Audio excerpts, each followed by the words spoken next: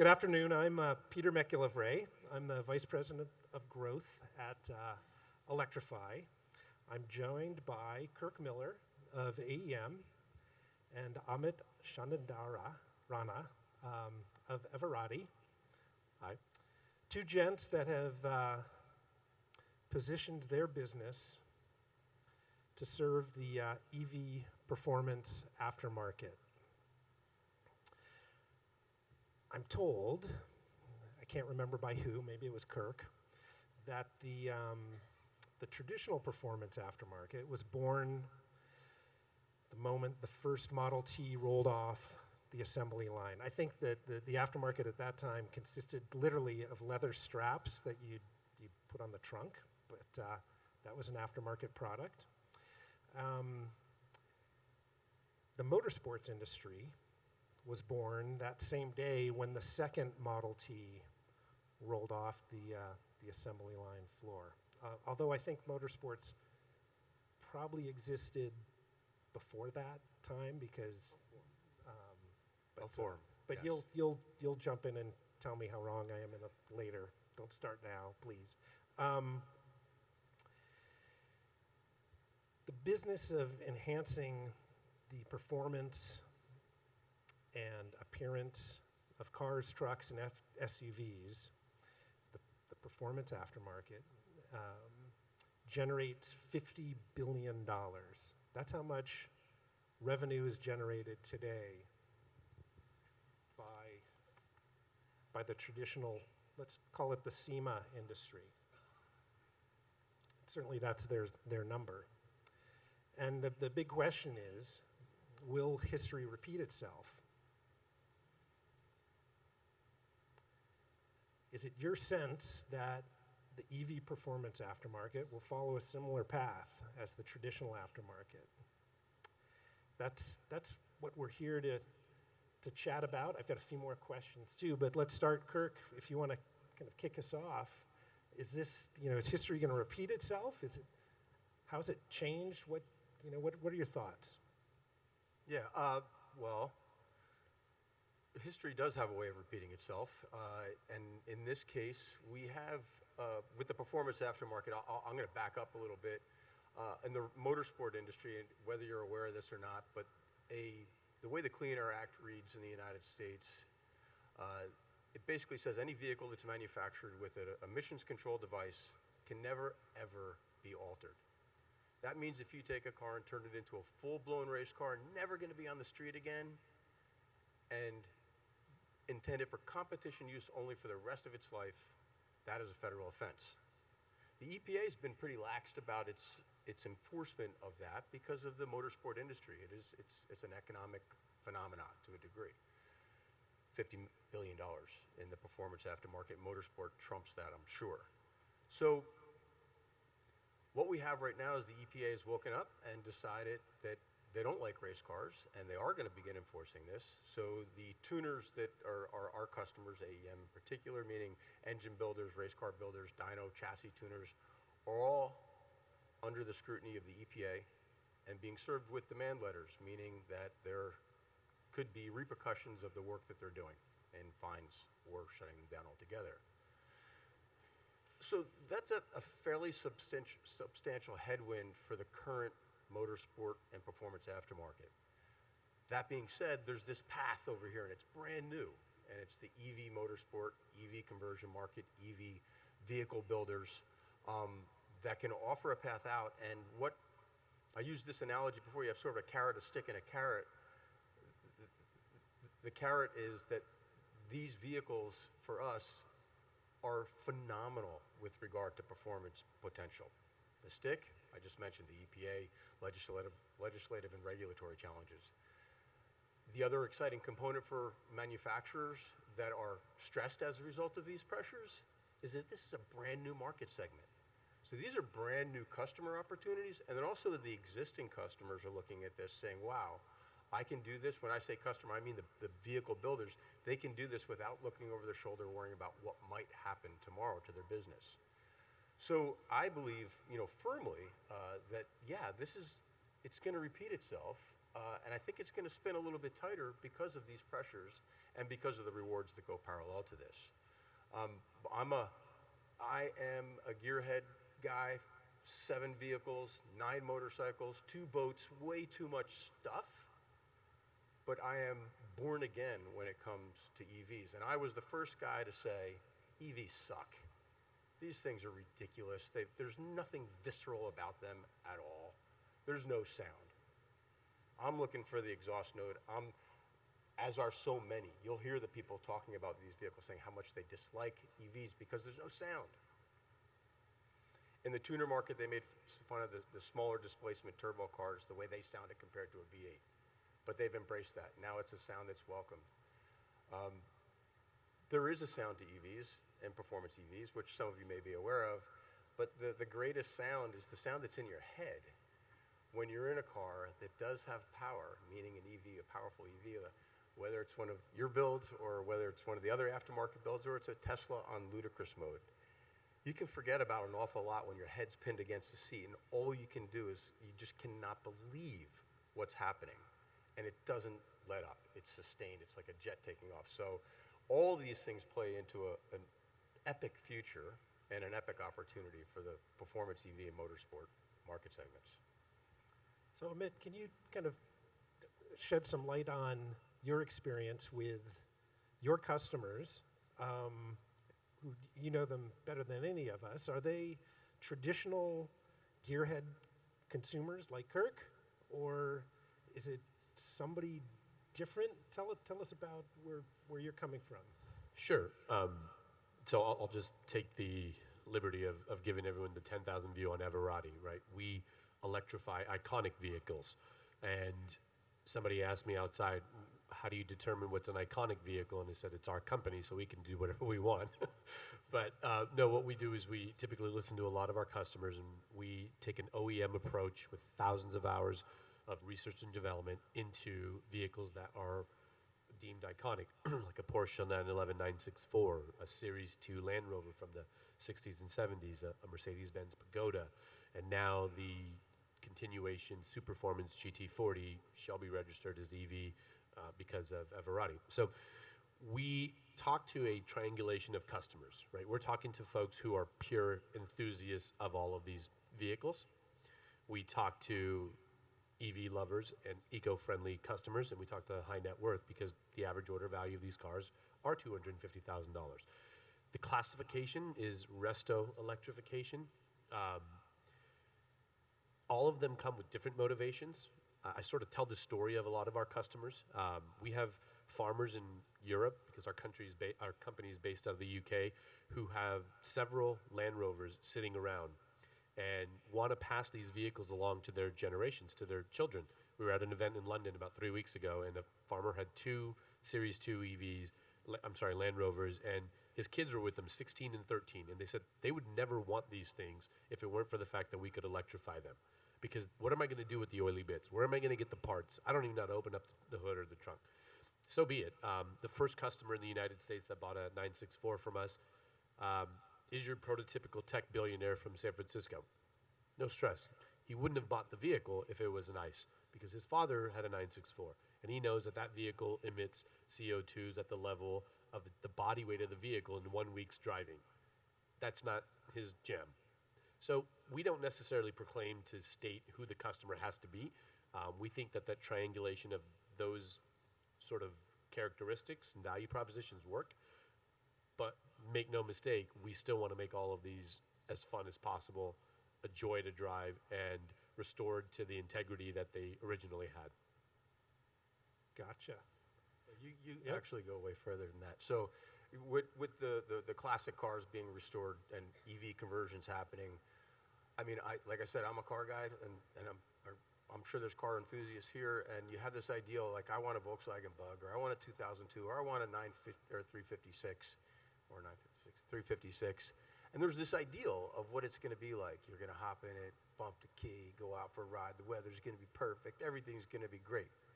The reality, you have the choke, you have the fuel smell, you have a car that's anemic at best with regards to propulsion or power, and there's a bunch of other things that you might have forgot about in your pursuit of this vehicle and that fun Saturday afternoon ride. So the classic conversion lends itself way more. I'm focused on performance because that's what E-MTB does. And by the way, we're a controls company, so we don't do the conversions, even though we do conversions in-house for test vehicles, but we're actually the control. So the vehicle controller, the brain within the vehicle that controls all the other devices, that's what we manufacture, but with motorsport features, so some flexibility for the programmer and the vehicle owner. But in the end, when a vehicle of those years are converted properly, it becomes that ideal. So now, this thing's a blast to drive. It does everything you ask of it, and then some. And by the way, you don't have to wait for a 10-second gap to jump on a freeway. You put your boot in it, you can light the tires, or you can just enjoy yourself merging on with no issues. So that's another part that I'm smiling perpetually because I've done all this stuff, and it really is a blast. And again, it makes me excited for the future of this. So the landscape is changing. This is early on in this growth curve for the future. There's no secret there. What are you looking for?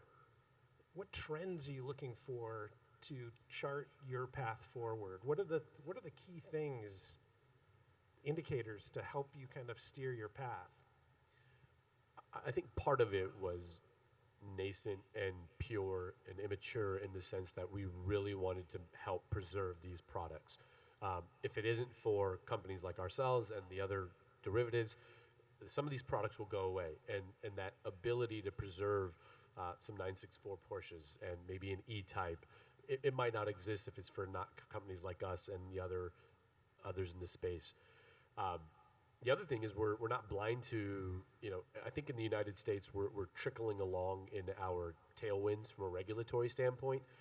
They're blazing trails in other parts of the world, right? I mean, there's places in Europe and London where you literally cannot drive in certain zones unless you're driving a battery-powered vehicle or electric vehicle. In fact, the first customer, people always talk about your first customer. Literally the first person that ever bought a electrified Land Rover from us is a mom who takes their kids into central London to school, and everyone basically drives an ID4 or an i3 or maybe a Tesla model, and here she comes in a 1962 Land Rover Series 2A with teak wood in the back with her kids, because that's way freaking cooler.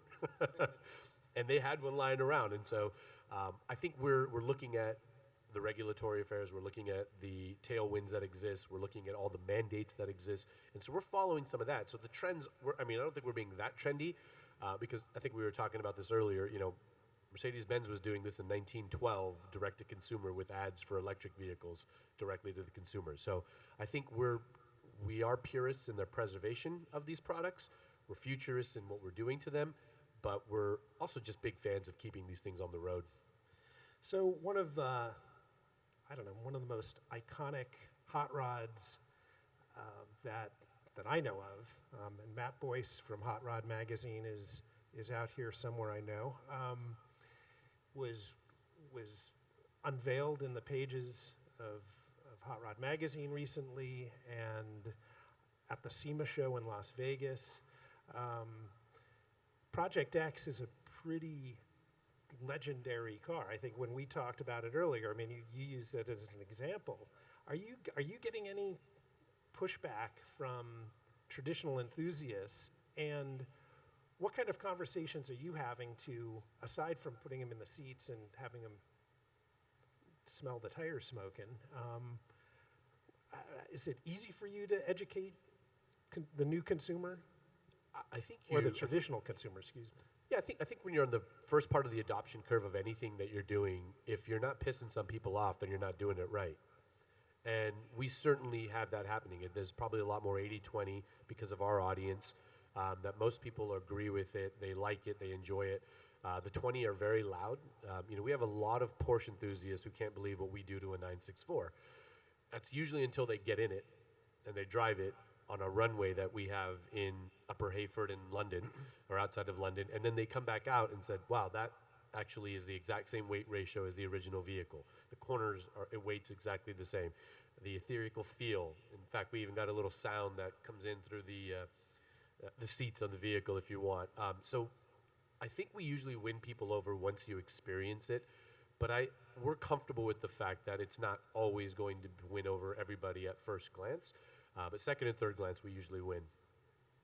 And Kirk, I know you were around during the Sport Compact Day. In fact, I swear one of the characters in Fast and the Furious is modeled after you. I'm just not sure which one, but you were there when the notion of hot rodding a Sport Compact was controversial. I was at SEMA at the time, and there were some very big brands in the industry that were on the board of that organization that were telling us that there's no way that they'd even be allowed in the show until it turned into a $5 billion a year industry, just that niche. Tell us a little bit about being an iconic automotive petrol head, gearhead brand, and you're on the cutting edge here. Yeah, so there's old sayings for good reason, and the one thing you can guarantee is change. That's literally the only thing you can guarantee.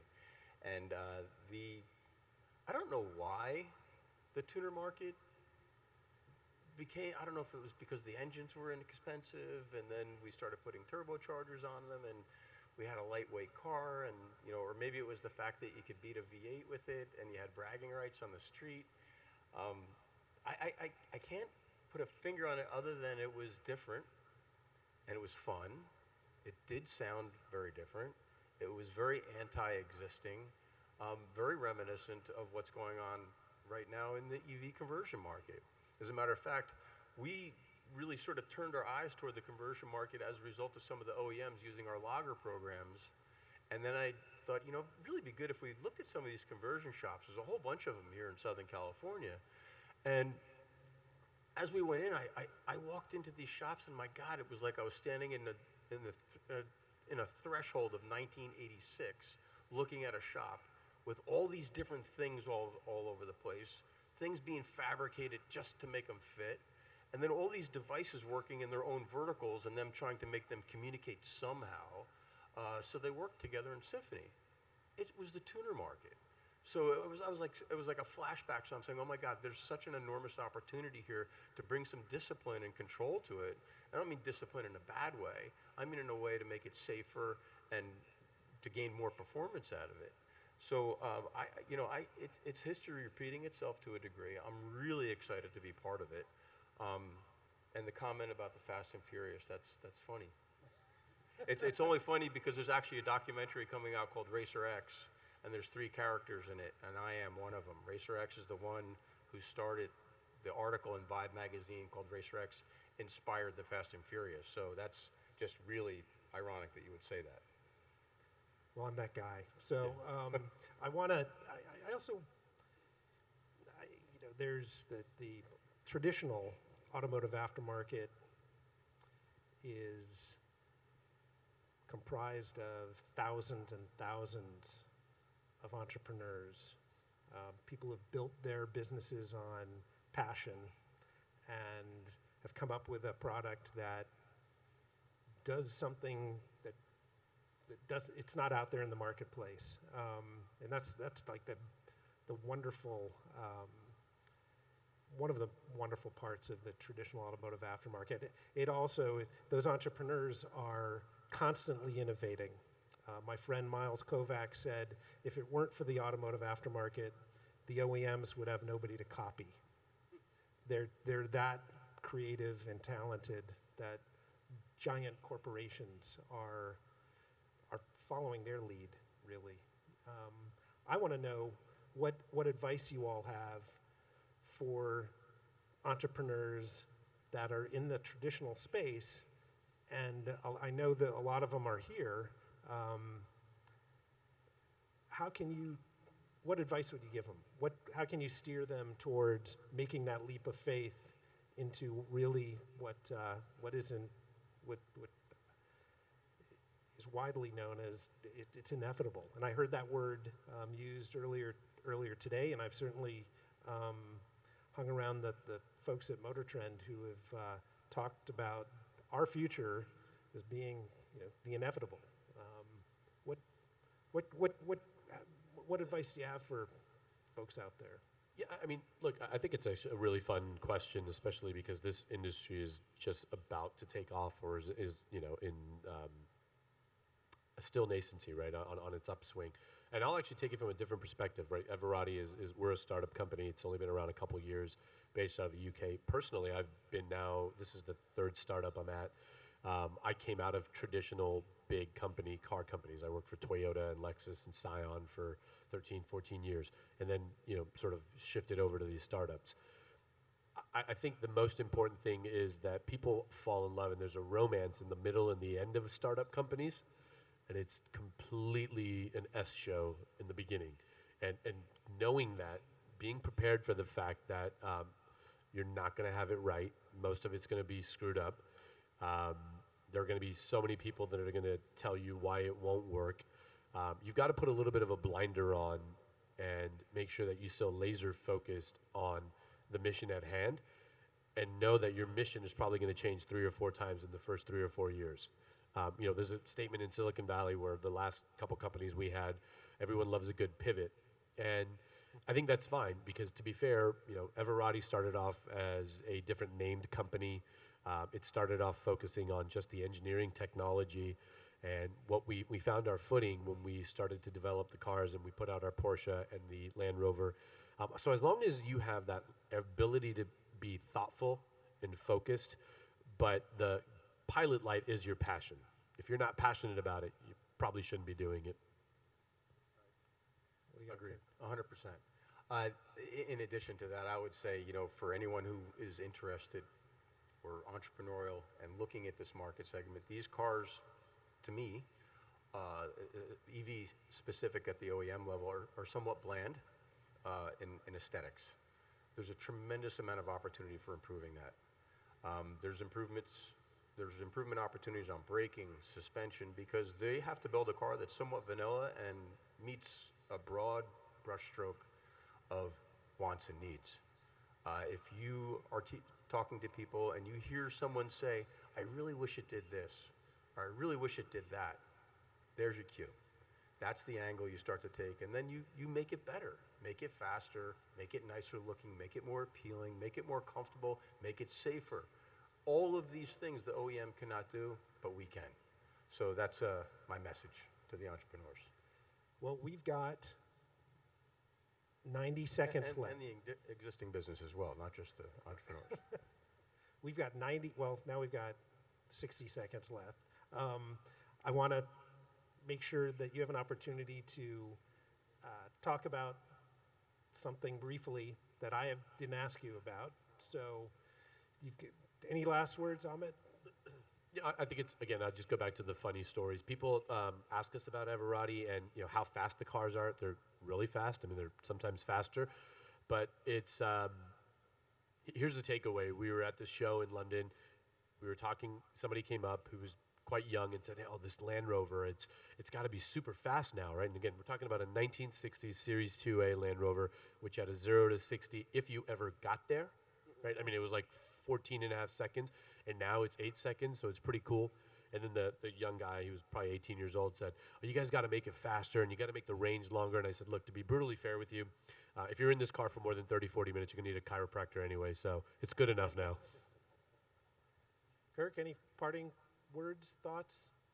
I think it's, if you're looking at the conversion market, the performance aftermarket, you look at the EV, this is it's a brand new slice of a market that's at its infancy, so I would encourage you to join in. That's it. It's exciting. It's extremely challenging. Supply chain issues are super painful, but in the end, it's inevitable. There you go. To your point. The team at Everati, I want to thank them for lending you to us today. Thank you so much for your time. And at AEM, give my regards to the New Earths and that team.